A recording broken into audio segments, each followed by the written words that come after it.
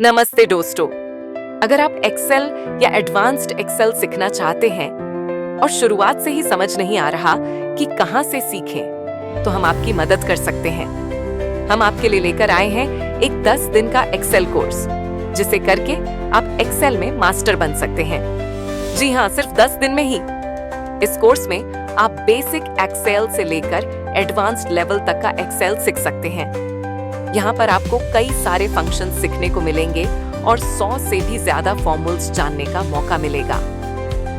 इनकी मदद से आप आसानी से नौकरी पा सकते हैं, जैसे MIS एग्जीक्यूटिव, ऑपरेशन एग्जीक्यूटिव और डेटा मैनेजमेंट एग्जीक्यूटिव।